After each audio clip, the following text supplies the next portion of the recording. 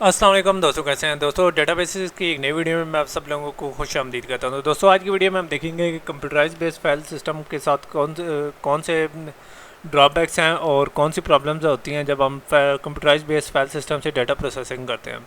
तो दोस्तों जैसा कि हमने लास्ट वीडियोस में देखा था, सबसे पहले हमने मैनुअल फाइल सिस्टम देखा था जिसके अंदर हमारा पेन एंड पेपर सिस्टम था। उसके बाद हमने कंप्यूटराइज फाइल सिस्टम देखा था जो कि काफ़ी बेहतर था मैनुअल फाइल सिस्टम से ऊपर।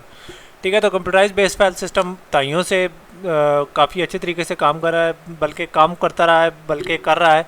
ठीक है, तो जैसा कि इस सिस्टम के काफ़ी सारे बेनिफिट्स हैं कंप्यूटराइज सिस्टम के मैनुअल सिस्टम के ऊपर, लेकिन उसके कुछ प्रॉब्लम्स और लिमिटेशंस भी हैं जो कि इसको यूज़ करने से, इस अप्रोच को यूज़ करने से हमारे सामने आए हैं।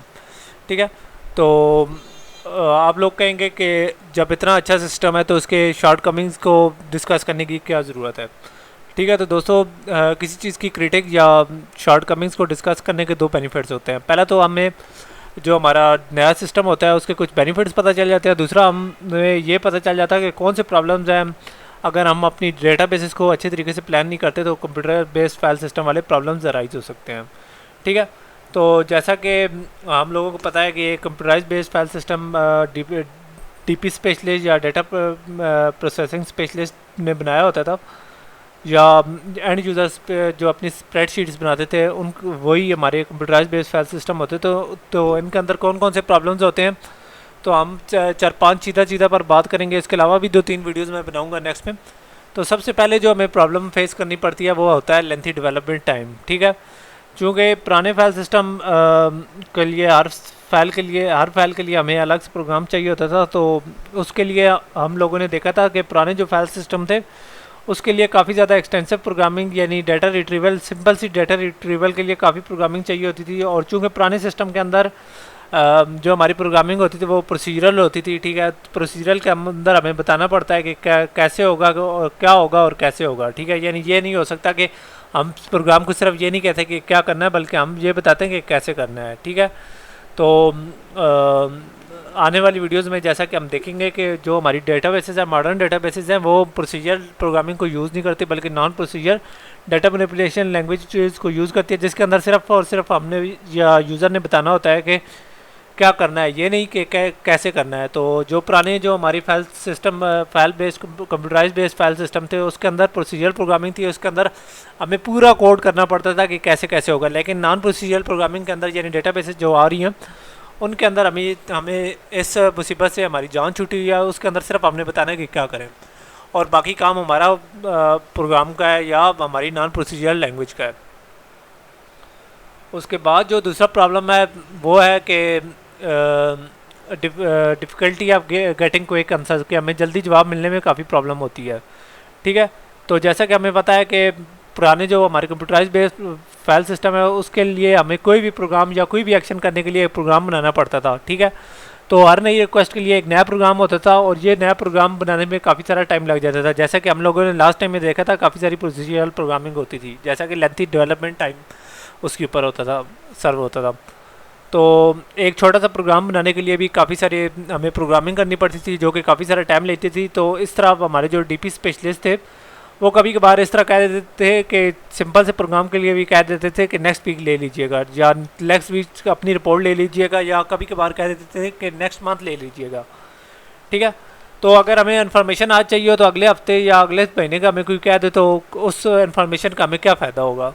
तो ये हमारा सबसे बड़ा प्रॉब्लम था कंप्यूटराइज बेस्ड फाइल सिस्टम का। तीसरा जो हमें प्रॉब्लम था वो था कम्प्लेक्स सिस्टम एडमिनिस्ट्रेशन का। ठीक है, तो जैसा कि आप लोगों को पता है कि हमने लास्ट वीडियो में बात किया कि बहुत ज़्यादा फाइल्स एक्सपेंड हो जाती हैं कंप्यूटराइज बेस्ड फाइल सिस्टम में, क्योंकि हर जो हमारी फ़ाइल है, ठीक है, उसके लिए हमें एक अलग से फाइल मैनेजमेंट टूल चाहिए होता है जो कि यूज़र्स को डाटा ऐड करना, मॉडिफाई या रिकॉर्ड डिलीट करने के ऑप्शन प्रोवाइड करता है। इसके अलावा कंटेंट्स को लिस्ट करने की और रिपोर्ट जनरेट करने की फैसिलिटी भी प्रोवाइड करता है।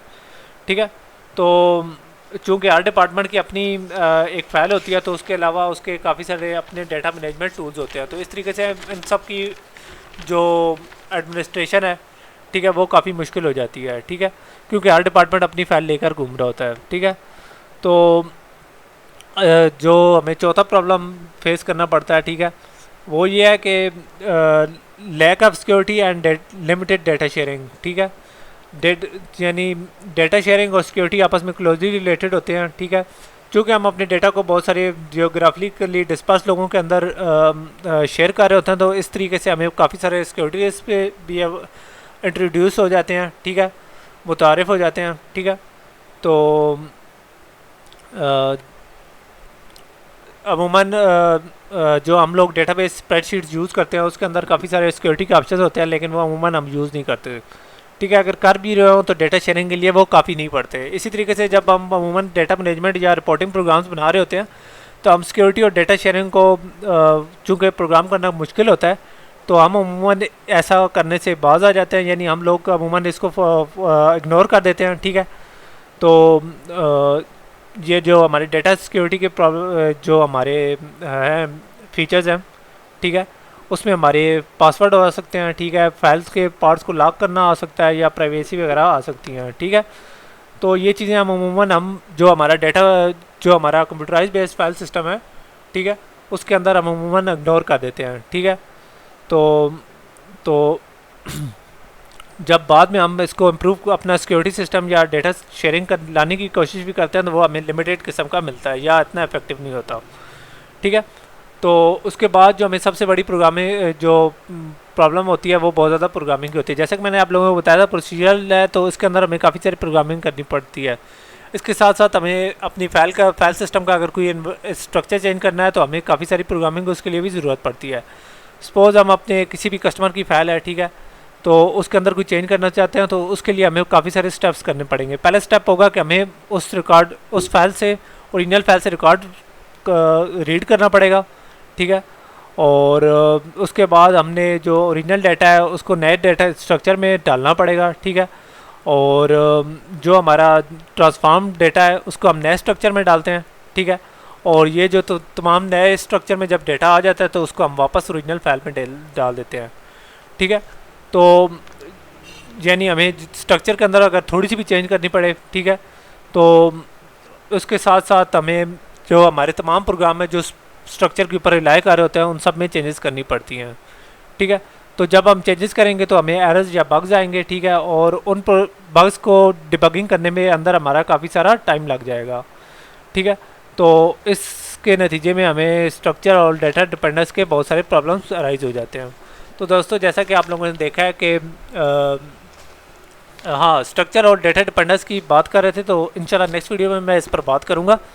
तो दोस्तों ये कुछ लिमिटेशंस थी हमारी कंप्यूटराइज बेस्ड फाइल सिस्टम के अंदर, जिसके अंदर आपने देखा है कि हमारे कंप्यूटर बेस्ड फाइल सिस्टम के अंदर क्या प्रॉब्लम्स होती हैं। इसके अलावा डेटा रिडंडेंसी है, ठीक है, और स्ट्रक्चर और डेटा डिपेंडेंस होगी है, ठीक है, ये प्रॉब्लम है। और इसके अलावा डेटा अनॉमलीज भी हैं जिनको हम आने वाली वीडियोज़ में स्पेसिफिक टॉपिक्स के अंदर कवर करेंगे। तो उम्मीद करता हूँ आप लोगों को ये वीडियो पसंद आई होगी। तो नेक्स्ट वीडियो में मिलते हैं, तब तक के लिए इजाज़त दीजिए, अल्लाह हाफिज़।